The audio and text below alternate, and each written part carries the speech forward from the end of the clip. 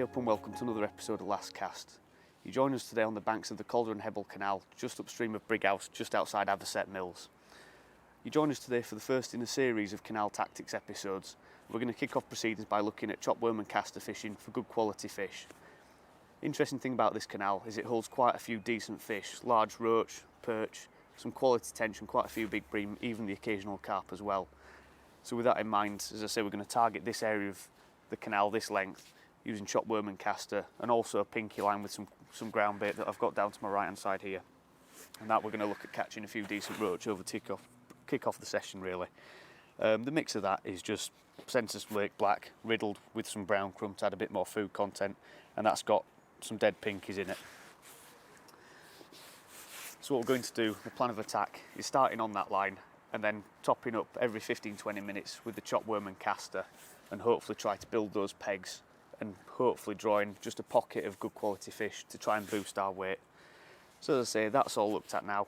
What we'll do now is run through just how we're going to bait the areas of the peg, and then we'll get into the fishing and we'll look at the rigs as we go along.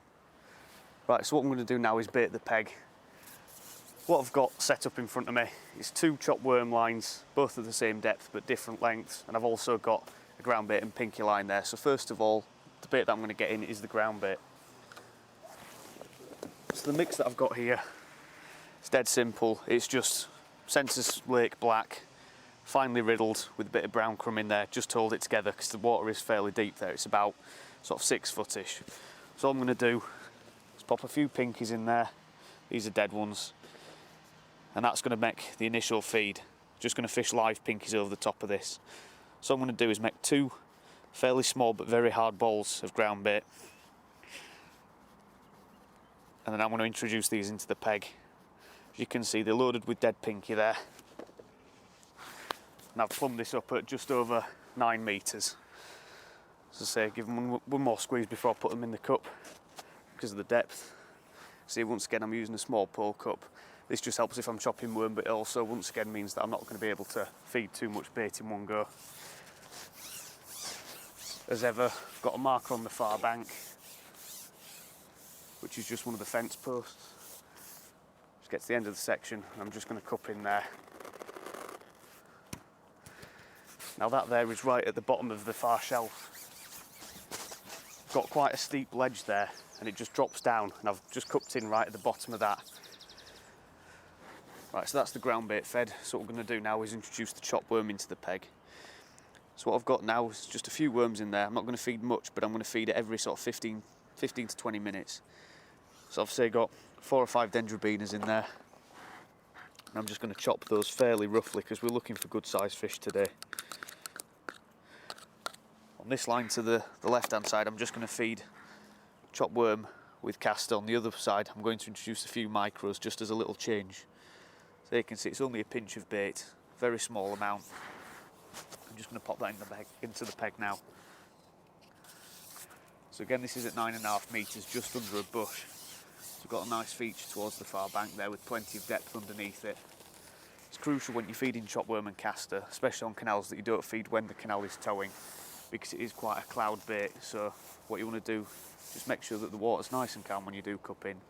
Get to your marker and just pot in. One thing I like to do as well is create a fair spread, because I want to be able to move that worm sample about over the top.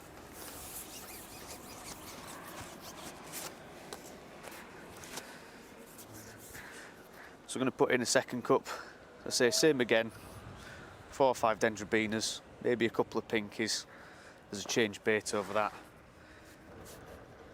Once again, chop it fairly roughly. Then what I do is pop the casters over the top. I don't tend to put the casters in before I've chopped the worm, because then you're going to end up with lots of loose bits of shell drifting through the peg. So I want those casters to be perfect, in perfect nick when they do go down. Now I've just got a few small 3mm green swim stim pellets. I'm going to pop those in there. As I say, there's a few bream and tension here, as well as the odd carp, so these might just be a bait which hold them that little bit better. So just introducing a few can't do any harm to the peg. And this is going to be at 10.5 metres, this one.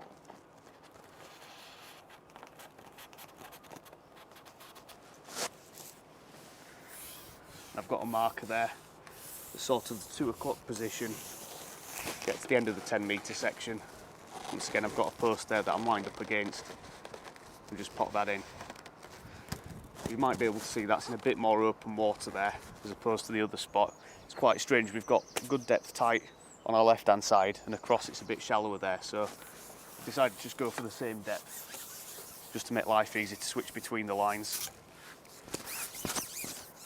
So that's the cupping in sorted now, that's all the lines fed, and the plan is going to be to initially just start loose feeding over that pinky line, try and pick off a few early roach, leave those worm lines for 15 minutes, refeed those, then after the half-hour mark have a look again. So as I say, we'll now get fishing and see if there's anything over that pinky line. Right, so it's now time for the first cast of the session. Just got double pinky on there, small size 20, B511. And as I say, we're just going to kick off proceedings over that ground bait line where we've put in 2 bowls.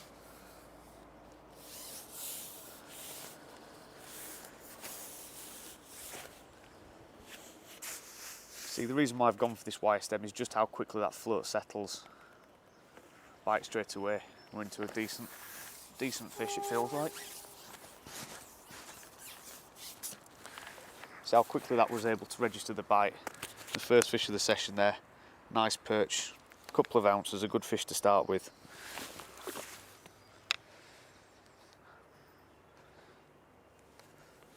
It's a good start to the session that. There's been a bit of movement of the water which I believe has helped that ground bait break up a bit quicker, so that might be the reason why we've had a fairly fast start there. So once again just going to slip on double pinky and have another go over the top of that. I'm not going to introduce any loose feed at the moment until it starts to dry up.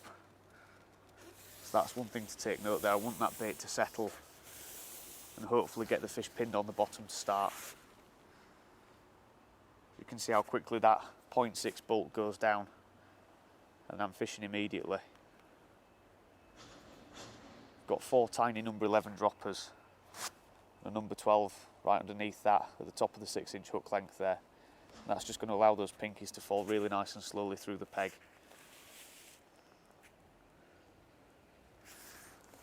One thing to do with this rig is introduce a lot of lifting and dropping of the pinkies. So that strung out set of droppers will just allow me to do that, and that looks like a bite where it's held up and there was a small fish on there.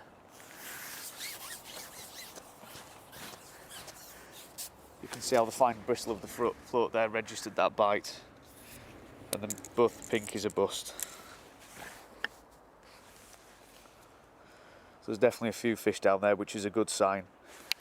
It means that I'm able to let those worm and caster lines settle for a while and keep catching on this until it dries up. Just try single pinky this time.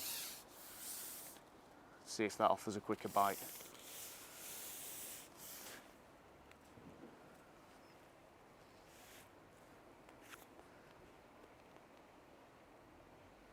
Watch as those droppers fall, the bristle just settles down there. And the canal started moving again a bit more. Got this rig just set about ½ an inch over depth, so that pinky's barely tripping the bottom there. You just need to keep that hook bait nice and active, hopefully to try and entice a few bites. There's one there, small fish.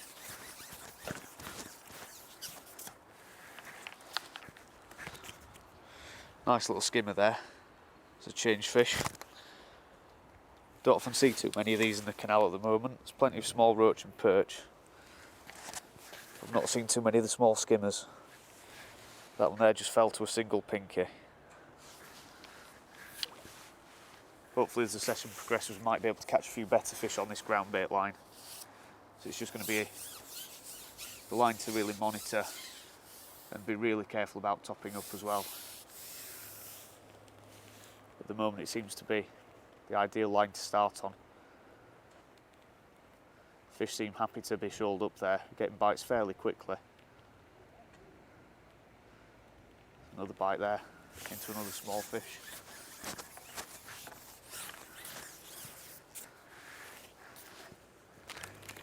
Small roach this time.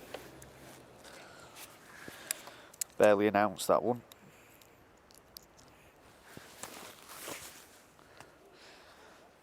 So these fish have all fallen to single pinkie, apart from that first perch, so I think I'll go back to double pinkie, hopefully sort out a couple of better fish. May even be an opportunity on this line to fish a caster even.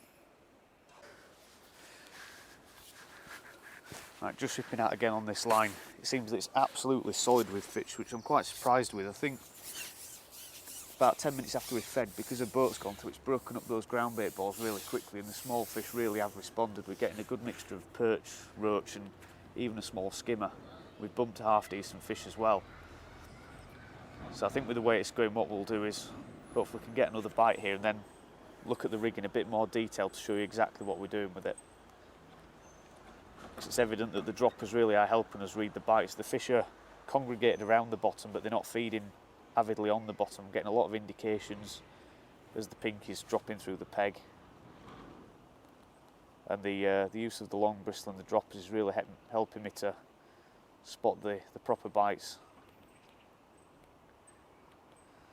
And hopefully as the day progresses, this might be a line where we may encounter a few bigger roach, possibly the odd skimmer as well. So it really is quite interesting. There's a bite there, another small fish. Looks like a small perch this. That's actually a nice little roach there, good couple of ounces. Lovely fish to catch. So as I say, we'll look at the rig now that we're using to fish today on this line. Depth wise, so it's a fairly deep canal there. You're looking at a good 5.5 to 6 feet deep. So starting from the bottom end of the rig there, as I've already mentioned, it's a size 20B 511 by Kamasan. Perfect canal hook, really nice and light, especially for pinkie fishing.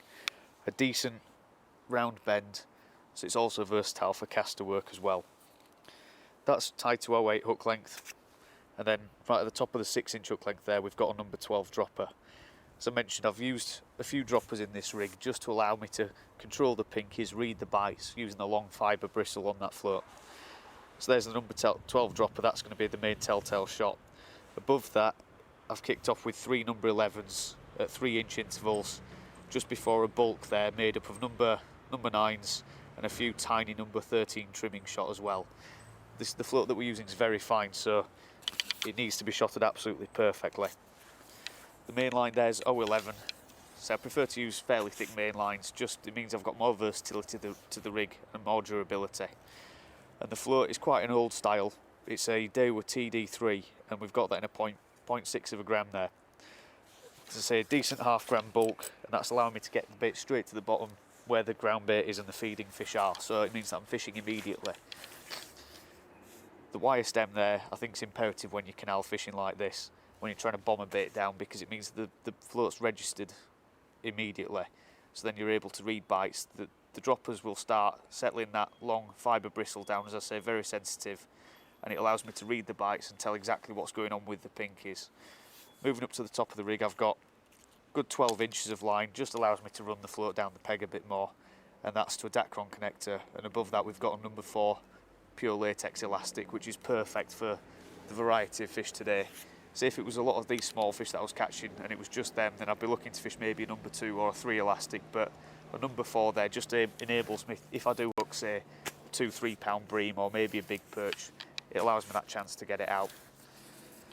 Right, so I've had a good run of fish on this pinkie line, so what I'm going to do just briefly is rest it and refeed my chopworm and caster lines just with a small pot.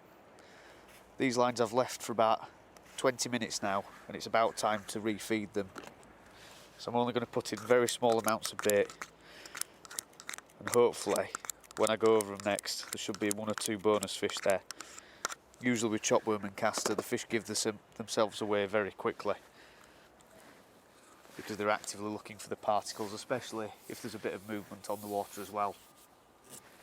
When you're fishing big target baits like half a dendrobina or a bunch of pinkies, the fish are often very quick to respond and take them. So that's the reason why we're feeding this so constantly. or fairly constantly I should say, because we want to get that level of competition really high with the fish, so when they're there we can get one to make a quick mistake and hopefully be rewarded with a bonus fish. It's the same principle of fishing shallow, I believe, with this kind of fishing anyway, is that you want to get the fish to build their confidence by leaving it and feeding it little and often. And then what you want to do is achieve those fish. The goal is to have those fish pretty much lined up for when you do go over it with your hook bait. As I say, we're only feeding tiny amounts there, as you might be able to see. There's just a pinch of castor and a small bit of chopped worm. Maybe introduce a couple of pellets on this one as well.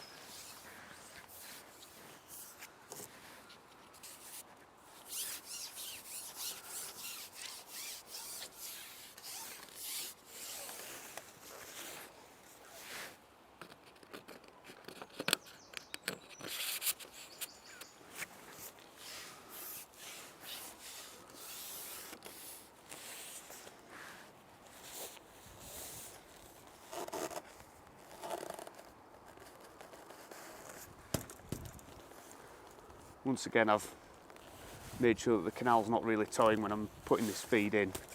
It's one of those things with canals that you've really got to keep your eye on, is how the tow is, and then try and suss out where your feed's going to be in relation to where you fed originally. It's been about 40 minutes since I've fed initially, and I've had one refeed after that, so that was about 15 minutes ago, so hopefully there should be a few fish down there. I'll just have a quick look at the rig before I do that. The bottom end of this rig working up, we've got a size 16 wide gate match. You might have seen it before, I've used it in previous videos on the river. It's a really strong hook, got a small micro barb on there, which is what you really want when you're worm fishing. And we've got that tied to an 011 hook length, 6 inches. The depth here is about 5 foot, so we've gone for a 0.4 pencil style float, and we've shotted that with number 10s all the way up there, strung at about 1 inch intervals. And this is just a shotting pattern I like to use when I'm looking to lift and drop. That's on 015 main line, again Preston power line, and that moves up to the float. As I say, it's a pencil style float, this being a Sensus PPR4, fairly short but fairly thick bristle, nice and buoyant, allows me to get the bait down and see exactly what's going on. 0.4 of a gram, as I say, because of the depth. I've got that locked on there with 3 float rubbers as per usual. Short length of line above the float to the Dacron connector. Because we're fishing under far bank snags, you don't want a long length of line above the float that's going to get tangled in that. And that moves up to the elastic, which what I've gone for today is a Drennan yellow bungee, which is 10 to 12. The reason being because, as I say, there's a variety of fish in here. It might be that I'm hooking perch of 2 to 4 ounce, right up to maybe even a 10-pound carp, and using a hollow core elastic allows me to land these fish. Because this canal's been dredged, I'm also able to get away with this. There's hardly any snags really, so it means that I don't need to maintain ultimate control of the fish. I can let them swim around and tire themselves out. So that's why I've chosen that. We'll look at the lighter rig when I choose to employ it, but it's on a similar principle. So as I say, what I'm going to do is just slip a worm on. What I like to do is just nick the worm through the head, like that, stops it doubling over the hook point, and just nick the tail off. Pop that to one side. And that's the perfect hook bait for a variety of fish like carp, tench, bream and quality perch as well. So we'll get this shipped out to that far bank feature on our 10 o'clock line now.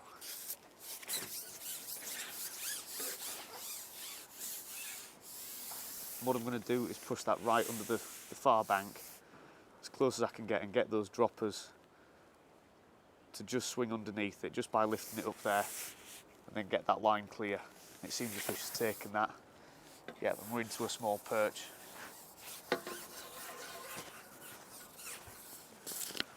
See the elastic working perfectly there.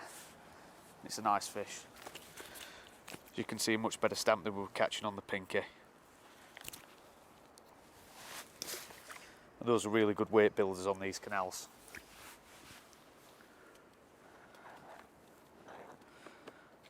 So what I'll do this time, exactly the same, and I'll just have a quick look on the 2 o'clock line, just see if there's any fish there. So I'm looking ideally for quick bonus fish, to try and boost the weight. But if it turns out there's plenty of these perch about, then I'm happy catching them as well. As I say, they weigh quite heavy, so they're good fish to catch.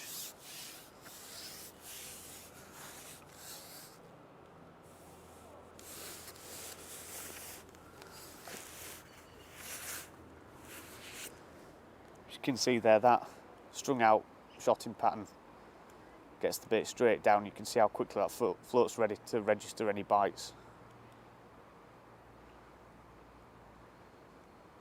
Fishing this rig about 3 to 4 inches over depth,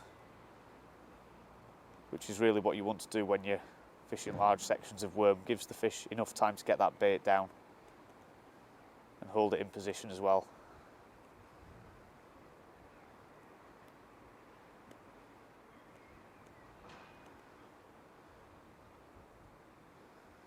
It appears on this 2 o'clock line that we're not getting as quick a response, to be honest.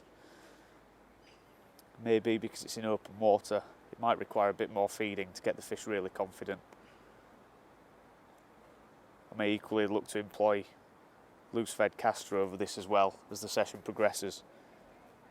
Possibly looking to fish that lighter rig more over the top of this line than on the left-hand line that I've got.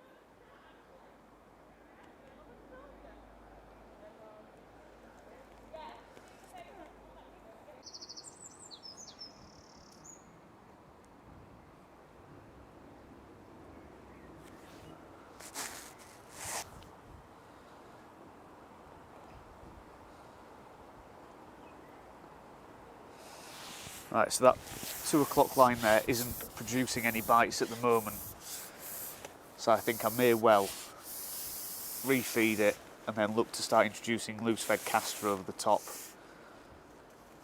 to try and see if I can spark any interest there. I do suspect that it's because of the lack of cover. There's nothing wrong with the depth of water that I found there, but it certainly seems that the fish want to be under that cover on the far bank.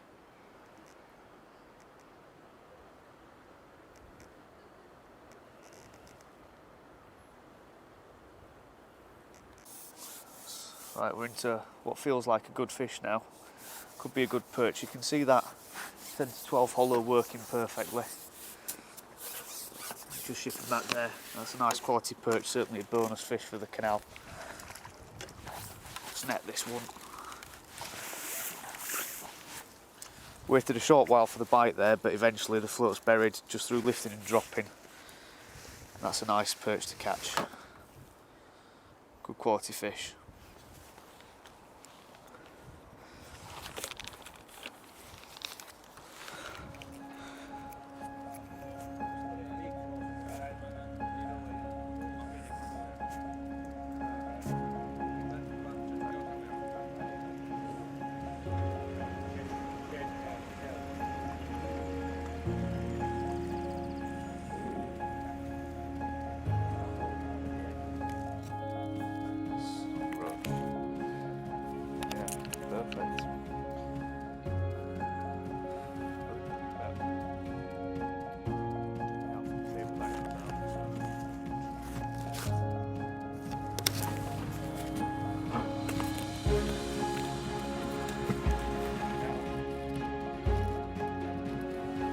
Got a few of those now.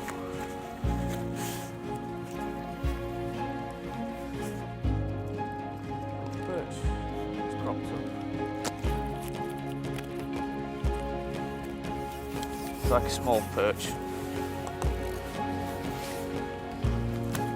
Still a nice fish to catch.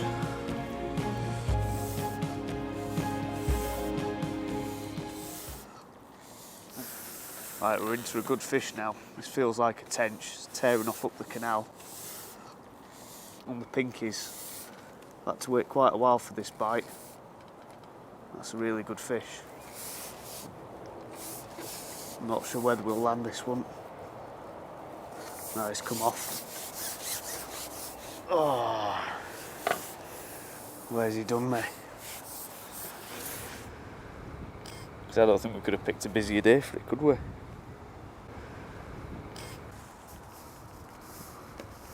That's setting off. Yeah, that's something big.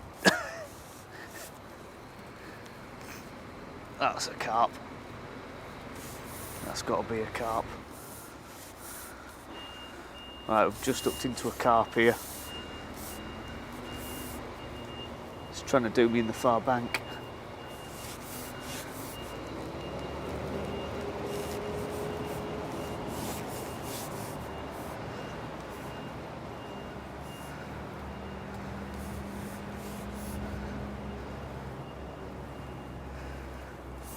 Feels like a good fish.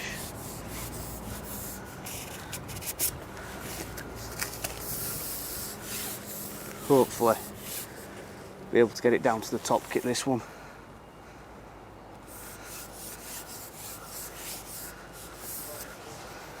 I'll make sure I've got my extra sections behind me. Yeah, it's a good fish.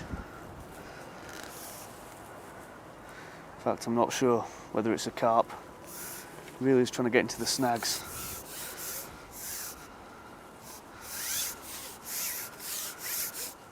Tearing off under the bridge now to my left.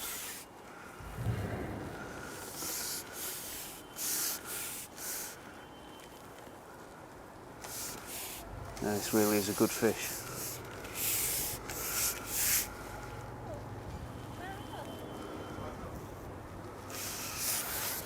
Just trying to get as close to the snags as it can.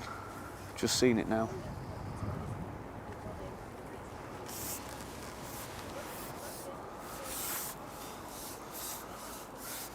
Is it a tench? That's a big tench. Wrapped itself in the line. Really has wrapped himself up.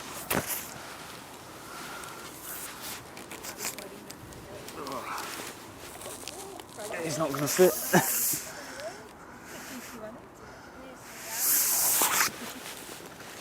There we go, and he's in the net.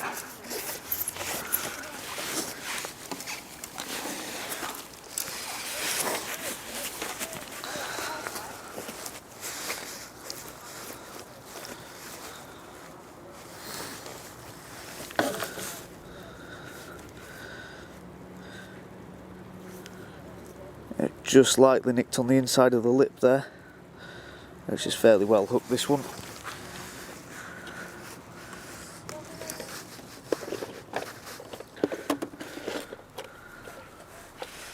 Just have to pop this hook out. See what it's done here.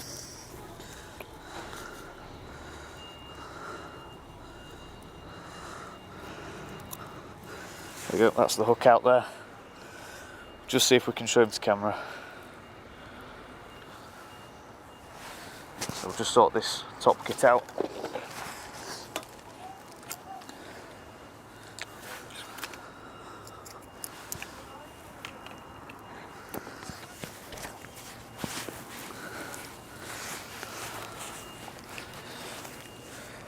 Beautiful canal tench. Tried to get me into every single snag that's around this area. Luckily just been about to manage him. Get him in the keep net.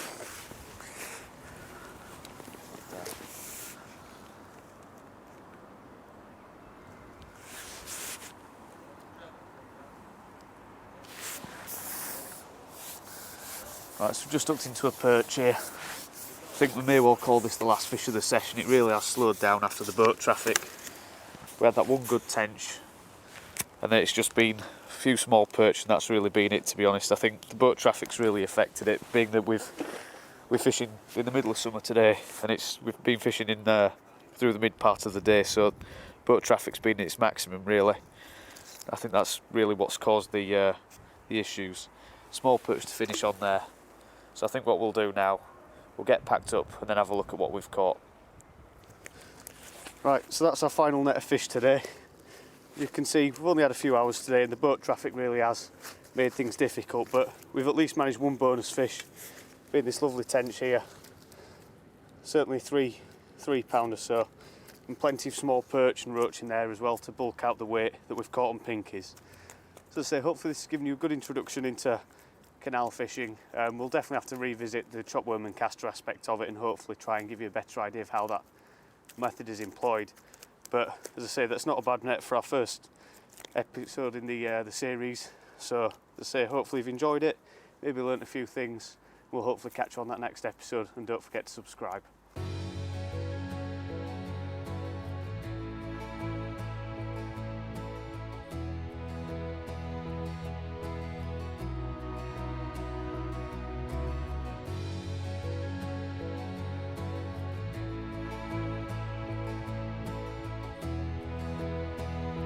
The plan of attack today, as I say, we're on the Calder Hebble Canal.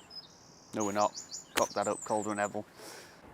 Hey up and welcome to Last Cast. You join us today on the banks of the Calder Hebble, Calder and Hebble.